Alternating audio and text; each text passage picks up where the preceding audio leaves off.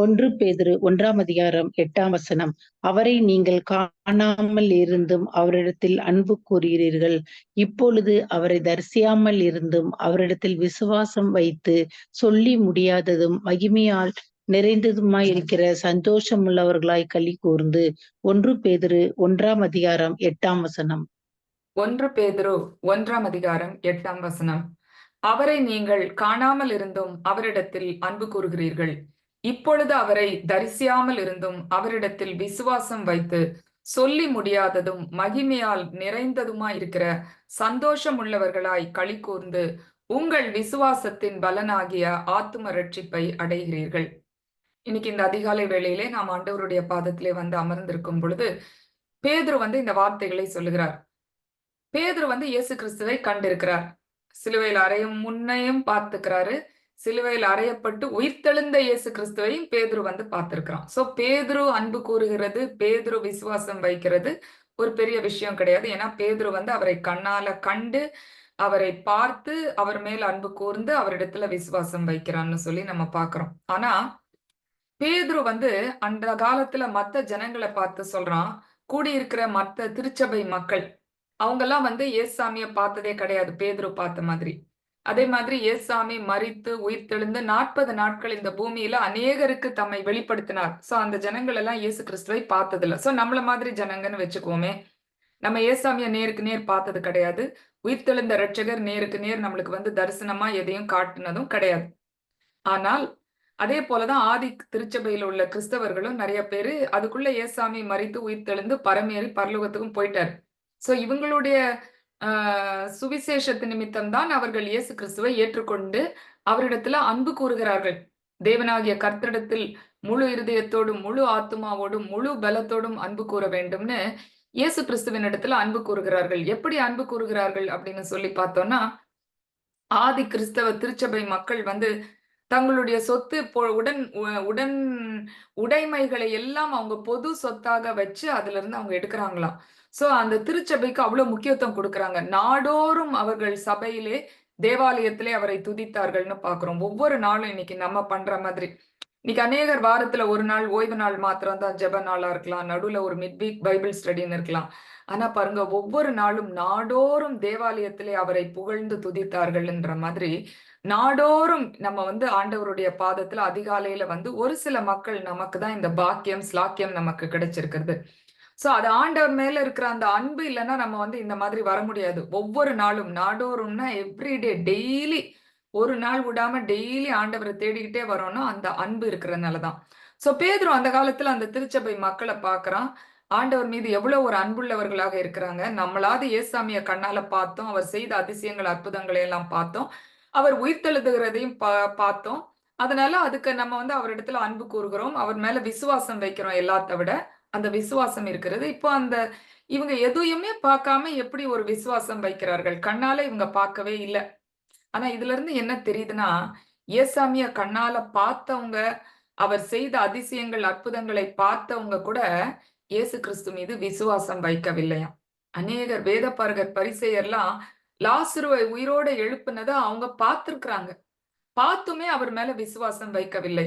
பாருங்க, அவரை கண்டும் அவரிடத்தில் விசுவாசம் வைக்காதவர்கள். ஏசாமி உயிர்த்தெழுந்ததை பார்த்தும் அந்த போர்ச்சேவகர் கிட்ட காசை கொடுத்து கூலி பொறுத்து என்ன சொல்றாங்க, அவருடைய சீஷர்கள் அவரை களவாய் எடுத்துக்கொண்டு போய்விட்டார்கள்னு பொய் சாட்சி சொல்லுங்கன்னு சொல்றாங்க. சோ எல்லாமே தெரியும், தெரிஞ்சும் அவரிடத்தில் அன்பு கூறவில்லை, அவரிடத்தில் விசுவாசம் வைக்கவில்லை. ஆனா இன்னைக்கு பாருங்க, நம்ம ஒரு கூட்டமாக ஆண்டவருடைய பாதத்துல இந்த அதிகாலை வேளையில வந்திருக்கிறோம். ஏன் இந்த அளவுக்கு அவர் மேல அன்பு வச்சிருக்கிறோம்? ஏன் நம்முடைய ஜெப குறிப்புகள் எல்லாம் ஒவ்வொரு நாளும் ஆண்டவருடைய பாதத்துல வைக்கிறோம்? எப்படியாவது ஆண்டவர் இந்த ஜெப குறிப்புகளுக்கு பதில் தருவார்ன்ற ஒரு விசுவாசம் இருக்கிறனாலதான். ஒரு விசுவாசத்தோடு நம்ம தூக்கத்தை விட்டு அதிகாலையில வருகிறோம். இந்த விசுவாசம் இருக்கிறனாலதான் அவரிடத்துல நம்ம அன்பு கூறுகிறோம். சோ அதே வார்த்தைகளை இந்த நாளிலே நமக்கும் சொல்லப்படுகிறது. நீங்கள் காணாமல் இருந்தும் அவரிடத்தில் அன்பு கூறுகிறீர்கள். இப்பொழுது அவரை தரிசியாமல் இருந்தும் அவரிடத்தில் விசுவாசம் வைத்து. சரி, நேருக்கு நேர் தான் பார்க்கல. பேதுரு நேருக்கு நேர் பார்த்தான். அட்லீஸ்ட் சிலருக்கு தரிசனத்திலேயாவது இயேசு கிறிஸ்து தங்களை காண்பித்திருக்கிறார். சவுல பாத்தீங்கன்னா, சவுலுக்கு ஆண்டவர் தன்னை வெளிப்படுத்தி இருக்கிறார். சோ அவன் பவுலாக மாற்றப்படுகிறான்னு பாக்குறோம். ஒரு சில பரிசுத்தவான்களுக்கு பாத்தீங்கன்னா ஆண்டவர் தரிசனத்தின் மூலம் இல்லைன்னா சொப்பனத்தின் மூலம் தன்னை வெளிப்படுத்தி இருக்கிறார். ஆனா இன்னைக்கு அநேகர் நம்ம தரிசனத்தின் மூலம் கூட ஏசாமியை நம்ம பார்த்திருக்காம இருக்கலாம். ஆனால் அவரை தரிசியாமல் இருந்தும் அவரிடத்தில் விசுவாசம் வைத்து, சோ இப்படி நம்ம கண்ணு முன்னு தெரியாம அவரிடத்துல அன்பு வைக்கிறோம், விசுவாசம் வைக்கிறோம். அதனால நம்மளுக்கு என்ன கிடைக்குது அப்படின்னு சொல்லி பார்த்தோம்னா, நம்ம ஜெப குறிப்புகளுக்கெல்லாம் ஆண்டவர் பதில் தருவார். அவர் வல்லமையுள்ள தேவன், அதெல்லாம் இருக்குது. ஆனால் அவரை யாருன்னே நம்மளுக்கு தெரியாது. நம்ம பார்க்கல. நம்ம கேள்விப்பட்டு நம்ம அவரிடத்துல அன்பு கூறுகிறோம், விசுவாசம் வைக்கிறோம். அப்படி வைக்கும்போது என்ன ஆகுதுன்னா, சொல்லி முடியாத, நம்மளால அத வாயால சொல்லவே முடியாதாம்.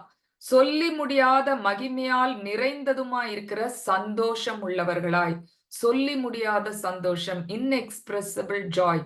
சொல்லி முடியாத சந்தோஷம்னா அத நம்மளால எக்ஸ்பிரஸே பண்ண முடியாது, சொல்லவே முடியாதாம். அப்படிப்பட்ட சந்தோஷத்தை ஆண்டவர் நமக்கு தருவார்.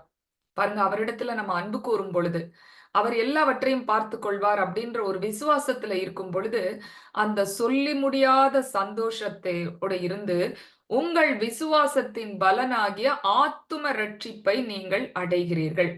சோ இப்படி நம்ம அன்பு கூறும் பொழுது, இப்படி நம்ம விசுவாசம் வைக்கும் பொழுது அதுக்கு என்ன பலன் கிடைக்கிறது? நம்ம செய்யற எல்லா காரியங்களுக்கும் நம்மளுக்கு எப்பவுமே அதனால நம்மளுக்கு என்ன கிடைக்க போகுதுன்னு பார்ப்போம். என்ன பலன் அப்படின்னா, ஆத்தும ரட்சிப்பை அடைகிறீர்கள். ஆத்தும ரட்சிப்பு. நம்முடைய ஆத்துமா ரட்சிக்கப்பட்டால் அதுக்கப்புறம் நம்மளுக்கு வேற என்ன வேணும்? பரலோகத்துக்கு நிச்சயமா நம்மளுக்கு சீட்டு கேரண்டீட்.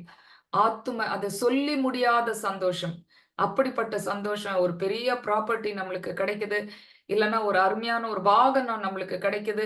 இல்லன்னா உலக பிரகாரமான ஒரு பெரிய பெரிய ஆசீர்வாதம் நமக்கு கிடைக்குதுன்னா, ஒரு ஷார்ட் டெர்ம்க்கு நம்மளுக்கு சொல்லி முடியாத சந்தோஷம். ஓ! என்னுடைய சந்தோஷத்துக்கு அளவே இல்ல. எனக்கு இப்படிப்பட்ட ஒரு காரியம் என்னுடைய வாழ்க்கையில நடந்திருக்குது. அப்படின்னு சொல்லி நம்ம சொல்லலாம். ஆனா, ஆத்தும ரட்சிப்பு ஆண்டவர் குடுக்கிறார்னா, அதுதான் நமக்கு சொல்லி முடியாத சந்தோஷத்தை கொடுக்கிறது. ஆத்துமா ரட்சிக்கப்பட்டால், பிரியமானவனே, உன் ஆத்துமா வாழ்வது போல நீ எல்லாவற்றிலும் வாழ்ந்து சுகமாயிரு அப்படின்னு சொல்லி, மற்ற எல்லா காரியங்களிலும் ஆண்டவர் நமக்கு சுகத்தையும், ஆசீர்வாதத்தையும் ஆண்டவர் நமக்கு தருவார். சோ இன்னைக்கு அந்த காலத்துல பேதுரு திருச்சபை மக்களை பார்த்து சொல்லுகிறாரு. என்ன சொல்றாரு? நீங்க பார்க்கவே இல்ல அவர. ஆனாலும் அவரிடத்துல அன்பு கூறுகிறீர்கள். அவரிடத்தில் விசுவாசம் வைக்கிறீர்கள். நிச்சயமாக சொல்லி முடியாத சந்தோஷம் உங்களுடைய வாழ்க்கையிலே வரும். உங்களுக்கு ஆத்தும ரட்சிப்பு கிடைக்கும் அப்படின்னு சொல்லி அந்த ஜனங்களை அவர் உற்சாகப்படுத்துகிறார் அப்படின்னு சொல்லி நம்ம பார்க்கிறோம். அதனால தேவனை சிநேகிக்கிறேன் என்று சொல்லியும் தன் சகோதரனை பகைக்கிறவன் பொய்யன். கண்ட சகோதரனிடத்தில் அன்பு கூறாதவன் காணாத தேவனிடத்தில் எப்படி அன்பு கூற முடியும்? சோ நம்ம ஆண்டவரை பார்க்கல. ஆனாலும் இந்த சிறியரில் ஏழைக்கு இறங்குகிறவன் கர்த்தருக்கு கடன் கொடுக்கிறான்.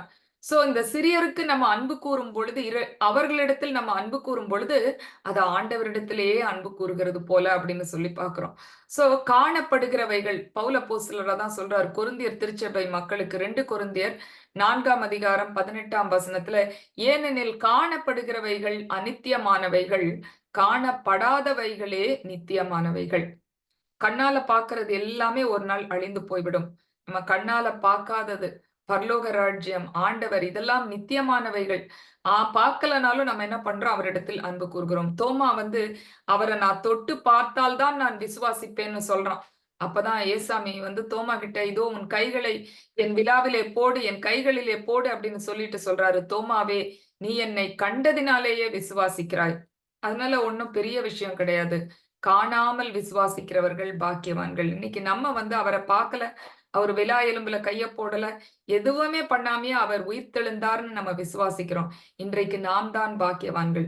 இன்றைக்கு நிச்சயமாக ஆண்டவர் நம்மை அபரிமிதமாக ஆசீர்வதிப்பார். சொல்லி முடியாத சந்தோஷத்தினாலும் ஆத்தும ரட்சிப்பினாலும் ஆண்டவர் நம்மை ஆசீர்வதிப்பார். ஆகவே இந்த ஜூலை மாதத்திலும் அவர் நமக்கு கொடுத்த வாக்குத்தத்த வசனத்தின்படி எரேமியா 31ஆம் அதிகாரம் 33ஆம் வசனம், நான் உங்கள் தேவனாயிருப்பேன், நீங்கள் என் ஜனமாயிருப்பீர்கள். அப்போ நம்ம ஆண்டவரை அப்படி நம்ம பார்க்காமயே நம்ம அவரிடத்துல அன்பு கூர்ந்து விசுவாசித்தோம் என்றால், நிச்சயமாக அவர் என்ன சொல்லுகிறாரு? நீங்க என்னுடைய ஜனங்கள், நான் உன்னுடைய தேவன், உங்களுடைய எல்லா தேவைகளையும் நான் சந்திப்பேன் என்று அப்படிப்பட்ட ஆசீர்வாதமான வார்த்தைகளை நமக்கு தந்து இந்த நாளுக்குள் நம்ம செல்ல கர்த்தர் தாமே நம் ஒவ்வொருவருக்கும் அப்படிப்பட்ட கிருபைகளையும் ஆசீர்வாதங்களையும் தந்தருளுவாராக. ஆமேன்.